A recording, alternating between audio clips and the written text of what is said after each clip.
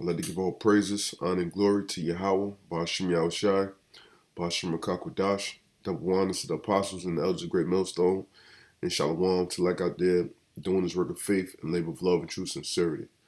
All right, now I'm going to get into a quick topic pertaining to these so-called Jews and them proclaiming our land, to be theirs within these modern times.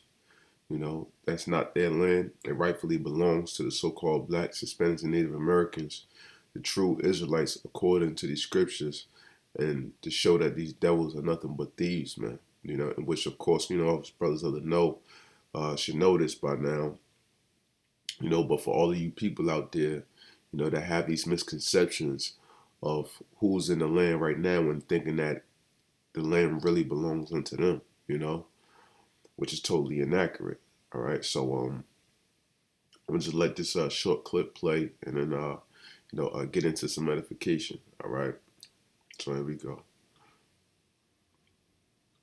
Israel becoming a nation again has been used by prophecy writers as incontrovertible proof that we are living in the last days leading up to the rapture of the church. How accurate have these claims been?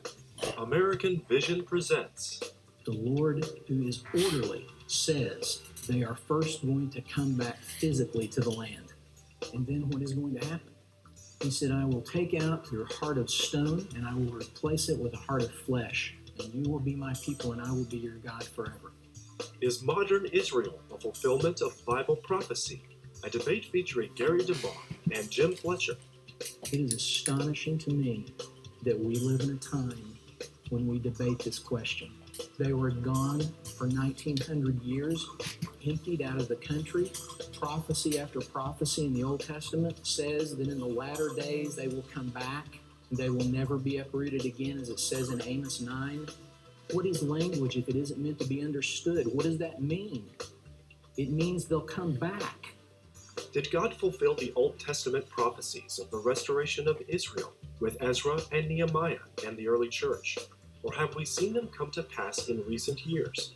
The New Testament does not say anything about Israel becoming a nation again.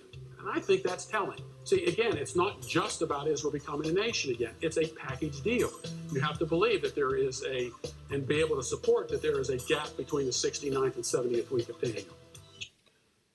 Now, they fully had a debate here with this. I didn't really watch the whole thing, anything like that, but they fully had a debate, here. But even the fact that this is a debate, is nothing but a complete joke, man. And, it's just ridiculous how these Edomites truly feel as though that they know our book better than we do, man, Real quick, this is Psalms 50 and 16. It says, but unto the wicked, Yahawah saith, what hast thou to do to declare my statutes, or that thou shouldest take my covenant in thy mouth? What do they have to do with speaking about our word as though they truly know it, or the fact that they can truly understand prophecy the same as we can, man? It's ridiculous for them to think so. But nonetheless, they still, in a futile effort, try to prove various points which they know nothing about. And one thing that this dummy said, he was saying, like, what do we don't understand about language? They were moved from their home and came back after 1900 years, so on and so forth. And he said prophecy after prophecy after prophecy. And he mentioned certain things, but the one thing that he forgot was in Isaiah, the 2nd chapter. And the other guy, where's he at?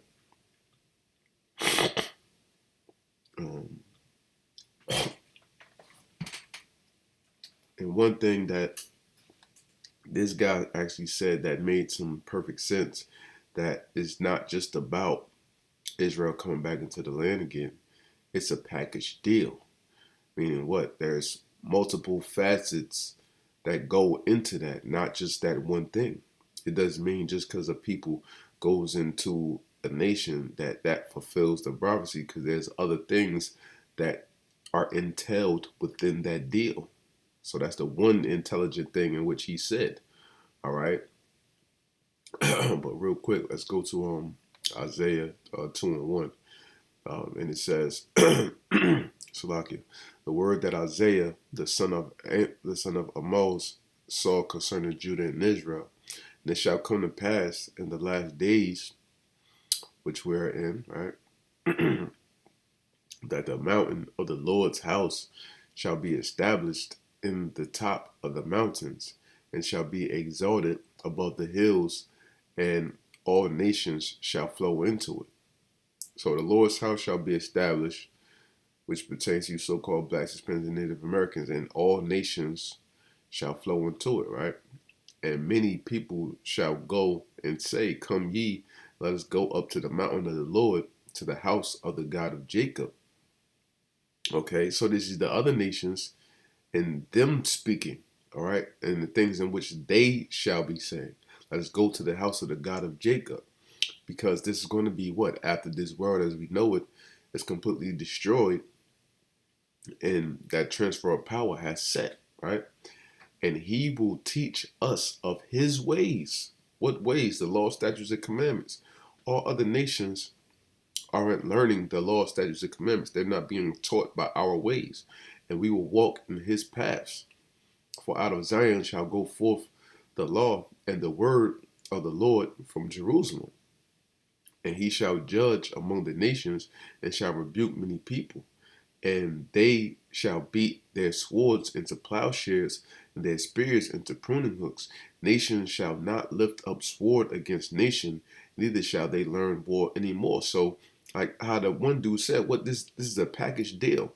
So first and foremost, what the transfer of power has to be set after this world is destroyed, right? Secondarily, okay, the Lord is going to establish us back within our homeland, in which, you know, you Edomites and you other nations are going to have to clean up and build back up, just as we did this society now, America. Thirdly, the nations are going to come to learn our ways, and also that's according to, real quick,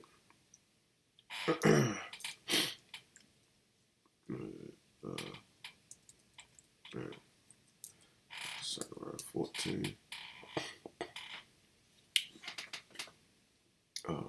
Yeah, what verse did I want to get?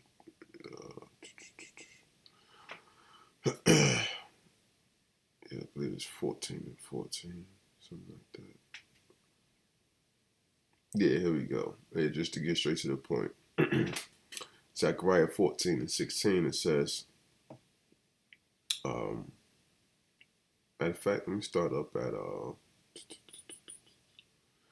verse 14. Zechariah 14 and 14, it says, and Judah shall fight at Jerusalem, and the wealth of all the heathen round about shall be gathered together, gold and silver and apparel in great abundance. Now, what did we just read in Isaiah 2? It said, what, there shall not be war anymore. They're going to beat their swords and their plowshares and their, you know, all their instruments and the pruning hooks, so on and so forth. So when it's talking about Judah shall fight at Jerusalem, that's what? The beginning of the transfer of power after these different nations have been destroyed by thermonuclear destruction. Okay? So during in the midst of that, still, well, we're going to have to fight for the land, you know, because it's still going to be soldiers over there not wanting to give up, not wanting to fight. So this is all still in the midst of the transference of power when America is being torn a new asshole by nuclear missiles, all right? So after what we fight and we win, now all the wealth is going to be gathered in great abundance, right? And so shall the plague of the horse, of the mule, and the camel, and of the ass, and all the beasts that shall be in these tents as this plague. And it shall come to pass that every one that is left of all the nations which came against Jerusalem shall even go up from year to year to worship the King, the Lord of hosts, and keep the Feast of Tabernacles. You know, so all of these different nations, what, they're going to practice our ways, just as it said, what, in Isaiah, the 2nd chapter, right, in the 3rd verse. The other nations are not going up to Jerusalem and practicing and practicing the Feast of Tabernacles or any other holy days or any other law, statutes, and commandments, period. So as that Edomite said, this is a package deal, and we're not seeing the fulfillment of the complete package. This is how you have to know that something is off. Because if this was truly 1948, the prophecy was set, then why don't we see all of these things coming to pass? Okay? Why don't we see this package deal happening? Why don't we see the other nations flowing into Jerusalem? Why don't we see all the other nations not lifting up sword anymore? Why are we in the midst of talks of World War III? All right? Which has to let you know big things, man. And so I get real quick, I want to go to you know, I always get into who is Esau Edom, you know, the book or whatever. So I just want to read a little bit of history based upon this. As you can see, what World War I and the Balfour Declaration. All right, so it says, yeah, I think I don't really want to read this whole thing because it's a lot, but I'll start up here and I'll just read on through. World War I and the Balfour Declaration. The area of Palestine had been under control of the rule of Turkey, or its Ottoman Empire, which had existed since 1299 AD. In 1882, Edmund Rothschild, a Jew, so-called Jew, began financing a Jewish society which attempted the immigration of a considerable number of Jewish settlers into Palestine, prompting the Turkish authorities immediately to publish orders to forbid further entry. On May 17, 1901, Herzl met with the Turkish Sultan regarding Zionist plans and terms for a Jewish national home in Palestine, and an agreement was made. So what an agreement was made, this is not upon based upon prophecy, this is upon agreements or deals being made with a bunch of Edomites, man. This doesn't pertain to prophecy.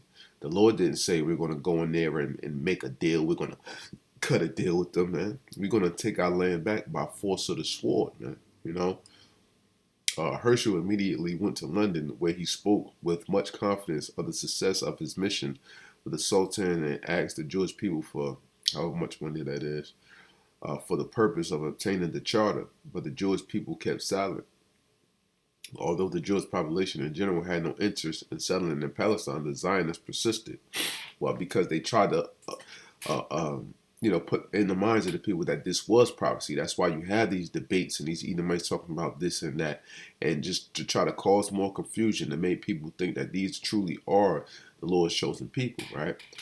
That this interest stems from the bulk of Jewry being ignorant of their own religion and what the Talmud and the protocols have to say regarding world control, the essence of Zionism. Because that's what Zionism is all about: world control, world dominance. Political Zionism is a part of Jewish religion as revealed by Rabbi Stephen S. Wise, and saying Zionism is Judaism, and Judaism is unthinkable without Zionism. To establish their political goals, the Zionists needed a political change in the Palestinian territory, and there is nothing that can cause political change more assuredly than war.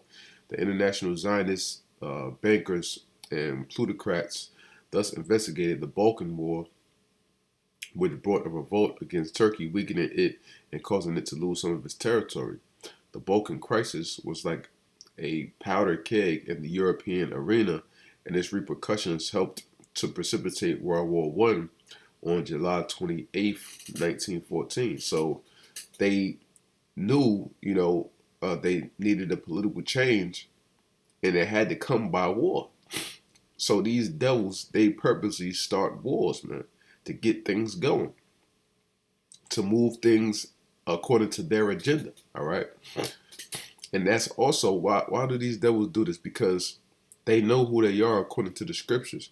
They know what their blessing is according to the scriptures, man, you know? And that just made me think of course, Genesis, the 36th chapter, because they know that they know their blessing. This is why they feel as though they can go on and do what they do, right? Oh, my bad. It's Genesis 27 to 36.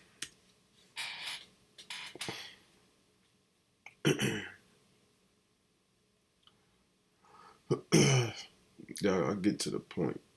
Yeah, Genesis 27 to 39, it says, And Isaac his father answered and said unto him, Behold, thy dwelling shall be the fatness of the earth, and of the dew of heaven from above.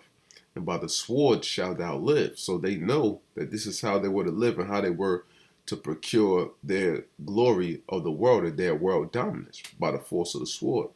And thou shalt serve thy brother, and it shall come to pass, when thou shalt have the dominion, that thou shalt break his yoke from off thy neck. So they knew when they came up out of them caves and different things like that, that their path was set before them, you know. They knew that they were going to live out their portion of the blessing that the Lord gave them, man, you know. They know these things without a shadow of a doubt, okay. So, where was I? Yeah, it was necessary to bring Turkey in on the side of Germany and the Central Powers because the Zionists knew that an Allied victory was expected to result in major territorial changes in the Ottoman Empire, of which Palestine was a part of. So it was all of a fight for this land. On Turkey's entry into the war, the arch Zionists and Jew Chaim Weizmann commenced a political campaign on behalf of Zionism. During this period, Weizmann met with Britain's First Lord of Admiralty, Arthur Balfour, explaining to him the historical roots of Zionism. Balfour was willing to help promote the idea of restoring the Jewish homeland in Palestine if it was liberated from the Turks. The following year, several developments were greatly advanced. That greatly advanced the cause of Zionism took place. There was a strange cabinet crisis in December 1916, after which Lord George became Prime Minister and Arthur Balfour, Foreign Minister. Both these men and some of the immediate subordinates were outspoken supporters of Zionist aspirations. With pro-Zionist individuals now controlling British affairs, it was essential that Britain prevail in the war so Turkey could be conquered and its Ottoman Empire overthrown. The international Zionists agreed to bring the United States into war to help bail out Britain. Through the insistence of his intimate advisor, Zionist agent Colonel Edward M. House, Woodrow Wilson brought the U.S. into the war in April 1917. So we see what type of power that they hold, man, and why also America sends billions and billions of dollars over there in aid towards them, because they know who truly runs this world, man. These so-called Jews, right? The British forces took possession of Palestine from the Turks in 1917. Though the war persisted, the Zionists were pressuring the British to formally issue a declaration that stated Great Britain favored the establishment in Palestine of a national home for the Jewish people. On July 18, 1917, Lord Lionel Walter Rothschild submitted a draft declaration to Balfour, expressing to him what the Zionists wanted. Later, Balfour addressed the British War Cabinet on the matter, and at that meeting, the declaration was adopted. 2 days later, on November 2nd, 1917, Lord Balfour wrote a letter to Lionel Rothschild, enclosing a copy of the declaration and requesting him to communicate it to the Zionist Federation. This became known as the Balfour Declaration. All right, and through this Balfour Declaration, this is how everything was established, and further wars and different things that had ensued between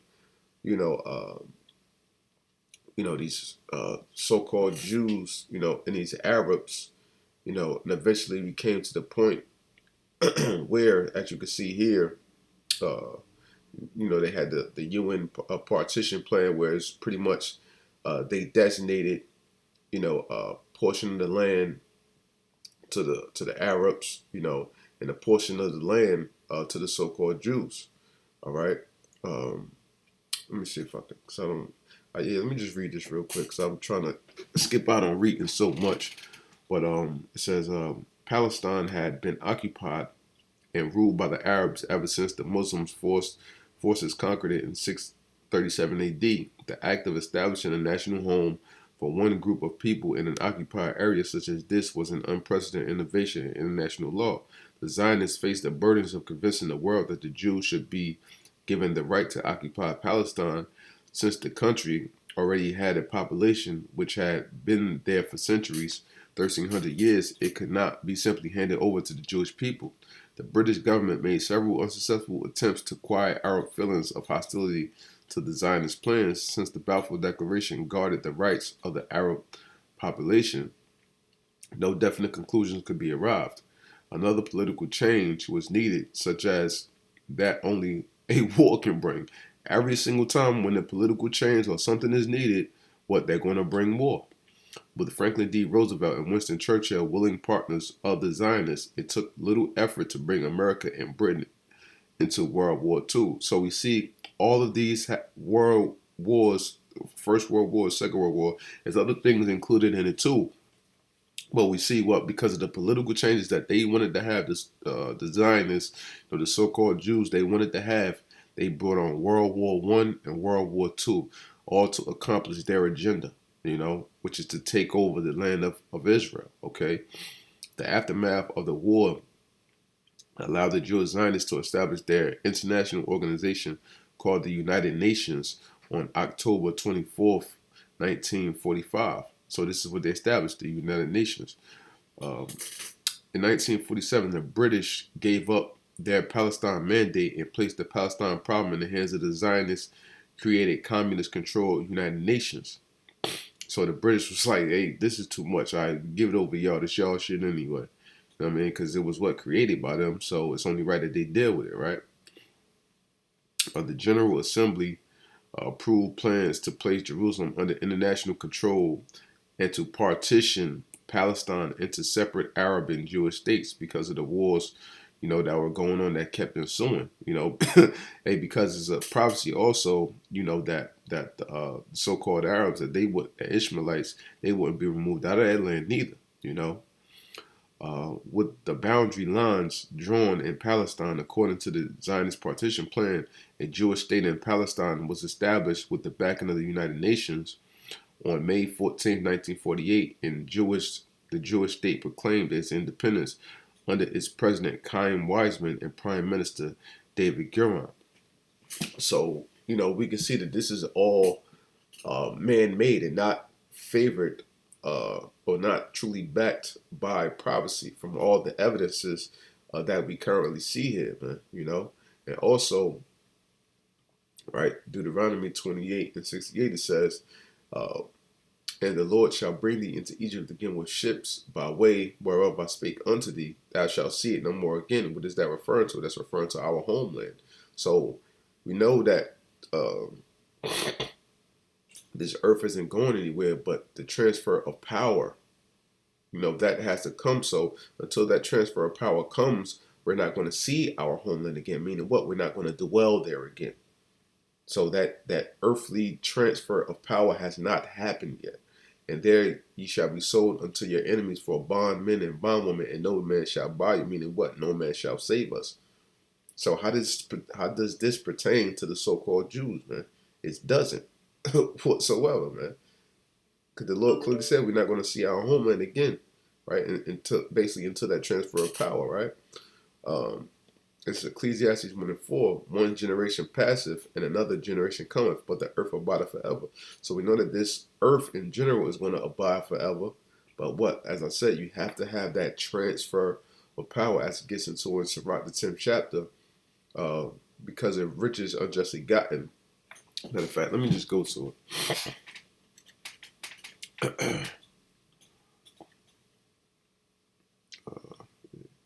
10:7. This and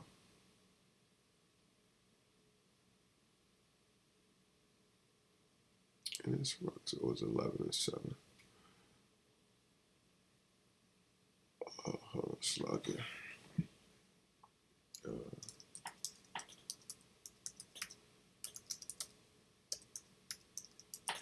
Please.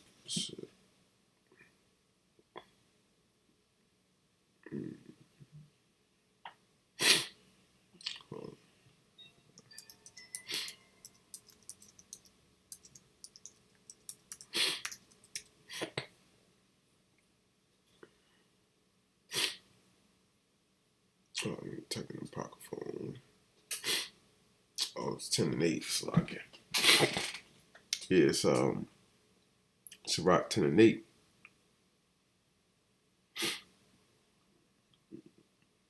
this Sirach 10 and 8, because of unrighteous dealings, right? The unrighteous dealings, what that they did with the Balfour Declaration, you know, bringing on ensuing wars to get their agenda across. Because of unrighteous dealings, injuries, and riches gotten by deceit, or everything that they got was by lying, cheating, stealing. The kingdom is translated from one people to another. So the Lord is having this transfer of power keep rolling over and rolling over and rolling over till it eventually falls into the hands of the righteous, the way that the Most High actually intended it to be, you know. So that's how this thing is moving, man. So, you know, I just wanted to bring out this quick segment, you know, to display that and then show that this thing is not truly back. As a matter of fact, there's one more thing that that the first guy said, that this guy said, is that that the Lord is going to change the hearts of the people and so on and so forth. Well, what does it say according to Hebrews 12 as far as that?